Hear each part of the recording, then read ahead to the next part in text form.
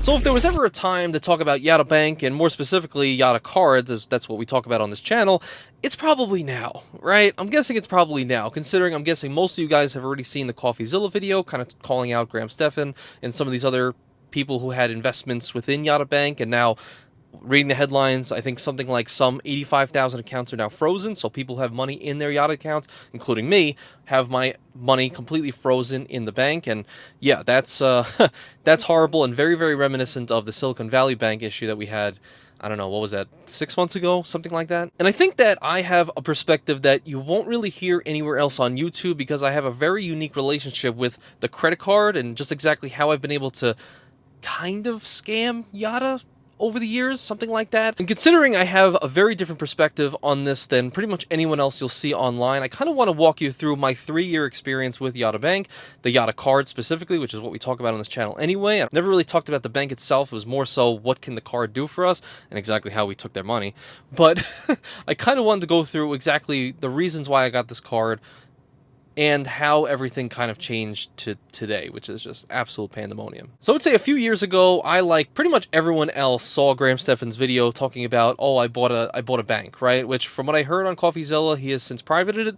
And I also realized upon trying to find out some more things that he also privated the interview he did with Adam Molis, who I think is the co-founder. Yes, I'm happy to alleviate any concerns, answer any questions. So, yeah, where should I start? Of Yotta Bank. That was a podcast I watched, and that was my research into Yotta Bank before ever even putting money into the system. And basically from that story, from that first podcast that Graham did with him, it was basically the Yotta company started on the premise of incentivized saving. But essentially, it was a bank in Africa that incentivized saving. So it allowed people to put more money into the banking system, and they would get like a daily lottery into winning a certain amount of money. I forget the full details, but that was like the main premise for Yotta Bank. And for years, that is how they operated. And essentially, you could put money into the system, get some tickets in the daily lottery, and you can earn money on the tickets that you have in the bank. I know people are saying it's not a bank. I don't know what it is, but you can earn money based on how much money you have in there and the lottery tickets you have associated. And I personally have made, and my wife have made, a lot of money just by, putting some of our savings in there and, letting the tickets build up and then daily lotteries. And she actually told me on the car ride over here that she was earning like 13 cents a day, 15 cents a day in the daily lottery, which was like, yeah, 15x what she was making from TD Bank and all of her money in there in an entire month. So she's making that daily. So it's just this easy value proposition, which you literally could not lose. I mean, there was no way of losing. You just put money in, got more tickets, and you made money in the lottery. The worst that would happen is you won $0 in the daily lottery. And that was amazing. And that's what I used it for the past, 2 to 3 years now that I've had, this account.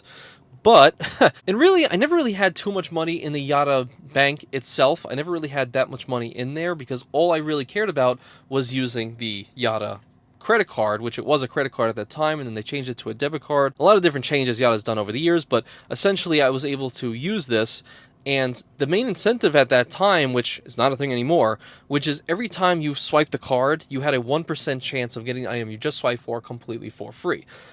That's amazing. And I used it accordingly, and I was able to get a couple things for free over time. But one thing that really ended up happening that changed my mind on why I started using the credit card a little bit more, 7 months ago, 8 months ago, something like that, was I was introduced to another card that actually my good friend Calbion G, the Curve card. And if you guys are unfamiliar, the Curve card is a card that you can preload other credit cards into it. So essentially, if they're MasterCards and a few others, you could actually preload it on here. And say, for example, you preload a Chase Freedom Flex onto your Curve card.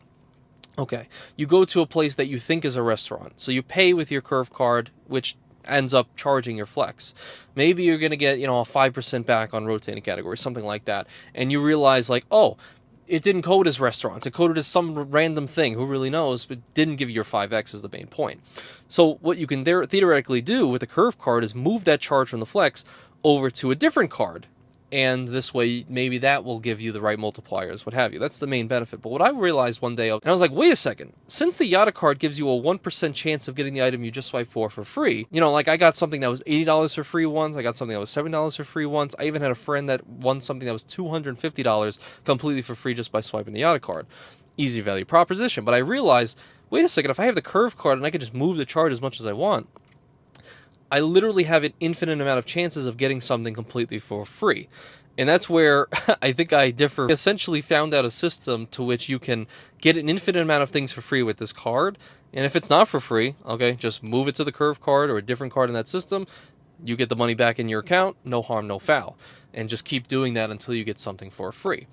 And I've talked about it on those videos. And for the people who actually did follow that, they actually did make some money as well. If you look at some of the comments, maybe some of the lottery winnings was $20. You know, they made $10 here and there. And it was pretty valuable at that time. But what ended up happening was, and I think, like I said, that was maybe 8 months ago when I last talked about it. And that was kind of when I stopped using it because, well, I didn't like that I had to keep preloading money onto the Yotta card.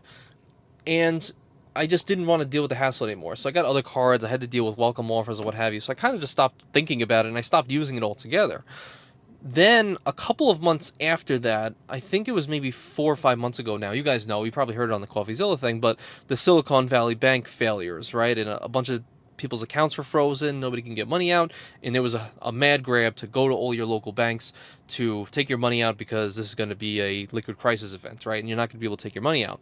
So I actually did a live stream right when that happened. I realized I went back and I talked about all of these fintechs that we were in, like Yotta.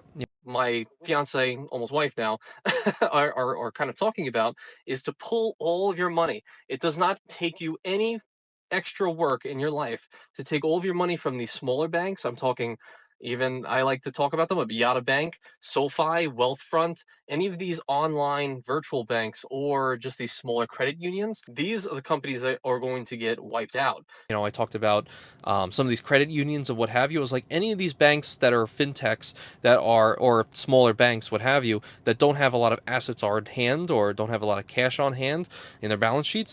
You might want to take your money out of those accounts because that insolvency will lead you to, well, one, you're going to have to deal with the FDIC insurance, which more than likely, like, that's going to take a long time. Like, yeah, you're covered up to 250K, but I said on that live stream and those videos, yeah, take the money out of these banks.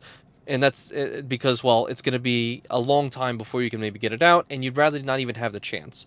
And that's exactly what my wife did. And after I made that live stream, that video, my wife also did take out, I think she had like a couple $1,000s in Yotta. But then shortly after that, I would say, I think it was around January. I haven't really kept up with Yotta whatsoever because I wasn't using the card, I wasn't using the lottery system anymore. And I kind of just left it by the wayside until about a month ago. And one thing I realized when going back is that I guess around January, something like that, was when they stopped doing lotteries, like daily lotteries, which is like one of the main premises on why we were able to get so much value out of this company. And I don't know what they ended up doing. I don't know why they switched the premise, but eventually, a little bit after that, they started promoting gambling. You can see right here, I had emails from the past that are talking about, like, oh, blackjack is now live. And also, what was that game? There's a game where it's like a rocket that goes up and you bet a certain amount of money and then it explodes, whatever. I started realizing, I was looking at the app and I was like, isn't this going against the very premise that Yotta promoted in the first place, incentivizing saving? Instead of incentivizing saving, it's like put money into your account, buy some tokens and what have you, and then you get Yotta cash, and then with that cash or those tokens you can bet more money. So it's essentially like a play to win, like all these video games turned into over the years. Like, you pay money to get more in-game tokens to waste it on these gambling aspects that was literally against the very premise that was founded on. And once I saw that, I was like, wow, this is really downhill, to which I actually mentioned in the Discord on May 10th when me and Matt Clausen were talking about it. I was like, yeah, this is complete, like, the 180, complete 180 for the premise, and, like, Yotta's pretty much ruined. And I knew at that point Yotta was completely ruined. And I mistakenly took too long. I mistakenly waited, what is that, 3 weeks, 4 weeks to actually make the video, and now CoffeeZilla did it. Sadly, I don't get to have all the hype that, but CoffeeZilla is going to do it 10 times better than I ever could, so, all right, we'll let you have it.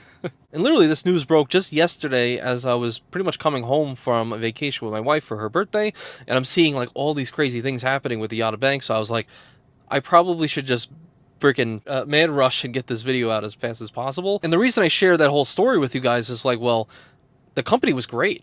And I think that's the context that a lot of people never really shared, is that the Yotta Bank, like, I've earned, like, I think $180 from the bank in like a 2 month span when I was only using the Yotta card for everything. I think between August and September, or whenever I released that video, maybe it was late September, October. I made like $180 from the not only the lottery winnings, from the cash back you got on the card, but then also the free swipes. I mean, I was in Vegas and I got an $80 dinner for me and my friends completely for free, and I outlined it all in that video. And you could see all the screen records of what the app actually looked like at that time, and it was very, very different to what it is today. And I definitely don't regret that, because all the people that did sign up at that time had a great time, made a lot of money from that bank. But I definitely do regret now, like, well, one, being late to all this news, and then two, I don't know, it really shines a light into see how quickly things can turn, and realizing, like, yeah, you really shouldn't just talk about everything. Like, sure, I got good value from it, what have you, but like, this goes for all the other cards too. Like, remember when Built had all these different issues? The Built card, like, now it's huge, everybody loves it, but I remember a time when it was fairly new, and they had, like, I don't know, fraudulent charges on all the new cards that were issued before they even got delivery of their said card. And I did a whole video on how it was, like, so to speak, hacked, and then people didn't like that because they didn't like that term. And I remember, like, the X1 card and even the Robinhood card, which I talked about on a live stream. That Robinhood card was, I don't trust it whatsoever, the 3% back, and I think it's complete trash, because I had personal experiences with Robinhood in the past that were, fraud and all that stuff. So it's like, it really opens my eyes to think, like, yes, maybe on the surface something might seem valuable, like, oh, how could you lose? Which is kind of the premise what it was in the first place, but that can change. And oh boy, did Yotta change over the years. So definitely, like, makes me way more wary. 85,000 accounts is horrible. That's, like, really horrible. Forget it. If my wife never took that money out, that, $2,000 that she had sitting in that account back when I was warning, like, oh, take the money out, forget it. I would have been super pissed. Like, that sucks. It sucks for all of us, really. And as I'm just sitting here, I'm actually talking to somebody who does, in fact, watch the channel, and was talking about in 2022 how he was scammed by Yotta in a different way, one that no one's really talked about either. So I thought this would actually be a good message. Of course, I'm not going to give the name out, I'm not going to do any of that, but I wanted to read out just his message to everybody to avoid being scammed by Instagram DMs. Yeah, this is a pretty crazy story, so I'll read it out for you right now.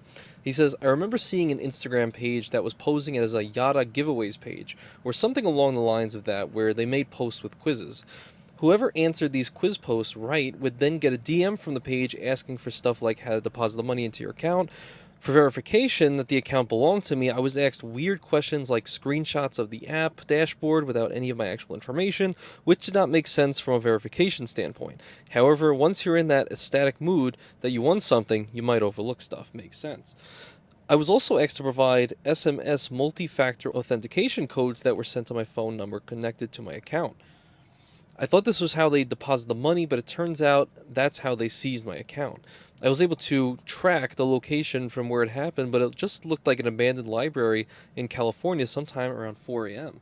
Geez, these conversations were happening around 2 to 4 a.m., so honestly, not a good idea to worry about anything financial in the late hours when you're not fully awake, for sure. Else, you'll overlook things and fall for these traps. Yes, absolutely. It also didn't help that there was a loop to earn more on savings even without spending on the card. Lesson is, don't get too greedy and always be skeptical. Mental clarity is key. And honestly, why I decided to read this out to you guys and ask him for his, what happened to him, is that since all of these 85,000 accounts are locked, if you are one of those people that has a good sum of money and you need it out now and, you're really worried, which I feel for you, don't fall for any of the DMs. I guarantee you right now, since all this news broke out, scammers are probably going nuts right now, DMing people, anybody, I can get your money out. I am X person, I'm with Yotta support, and I can get your money out. Just give me all your social securities and whatnot. So, huge message to everybody, and I just thought of this, and I was like, yeah, make sure to include that, because if any of you guys get DMs from Yotta, just know it's not them. They are not going to contact you through support to give you your money. This is some issue on the back end with Evolve Bank and Synapse Bank, where they have some sort of negotiations over $150 million. Once that comes to light, and once they have that agreement, the accounts will be unlocked, and then you'll get your money back. And hopefully that doesn't drag on for a long amount of time. I know some people are speculating years. It could be days, could be weeks, months, years. I'm not really sure, and it's a freaking horrible situation. But just PSA, don't fall for the goddamn scammers that are messaging you through the DMs. Be wary of that, for sure. I don't know. So what do you guys think about this? Have you been personally affected by Yotta? Is there other issues at hand? So I appreciate you guys if you did stay around all the way to the end. And as always, thank you guys so much for watching. I appreciate you.